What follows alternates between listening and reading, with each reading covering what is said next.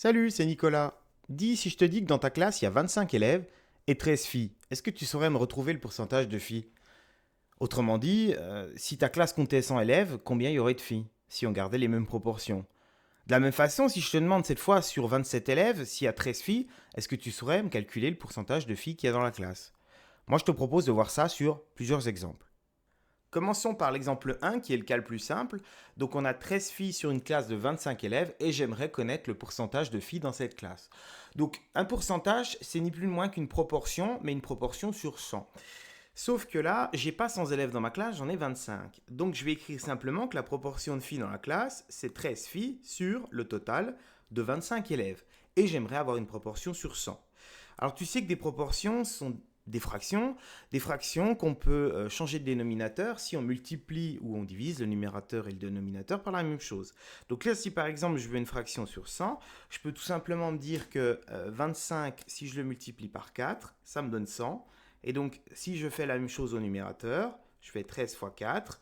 13 fois 4, ça fait 52. Eh bien, je vais pouvoir dire que j'ai 52 centièmes, c'est-à-dire 52% de filles dans cette classe.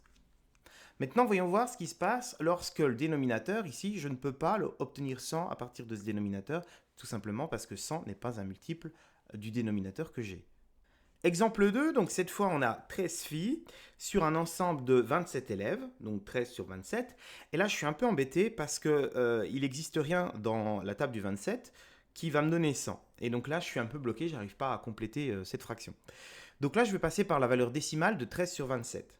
Alors je te rappelle que pour trouver la valeur décimale d'une fraction, il suffit de faire ici numérateur divisé par dénominateur, donc 13 divisé par 27. Et puis on va obtenir une valeur approximative, parce que il n'y a pas de valeur entière ou de valeur décimale de cette fraction. Donc ici ça fait à peu près 0,48. Et 0,48, ça s'écrit aussi 48 centièmes. 48 centièmes, ça te rappelle quelque chose, puisque si on parle de centièmes, tout simplement c'est 48%. Donc 0,48, c'est la même chose que 48%. Pour le savoir, tout simplement, en fait, sur ta calculatrice, tu fais 0,48 multiplié par 100 et tu obtiendras ton 48%. Donc ici, je sais qu'on a approximativement 48% de filles, mais j'ai pas de valeur exacte. Alors c'est bien beau de vouloir faire des pourcentages sur tout et n'importe quoi, mais la question c'est à quoi ça sert de faire des pourcentages? Pourquoi on s'embête à faire des pourcentages? Là, je vais te montrer un exemple dans lequel ça va servir. Imaginons la situation où j'ai deux gâteaux, le gâteau A et le gâteau B, et j'aimerais savoir lequel est le plus sucré. Alors tu vas me dire, là, c'est facile, il suffit de regarder les deux gâteaux. Dans le gâteau B, il y a 120 grammes de sucre, dans le gâteau A, il n'y en a que 100 grammes, le plus sucré, c'est le B. Oui, mais tu oublies un truc important, c'est que les gâteaux, ils n'ont pas la même taille, ils n'ont pas la même masse.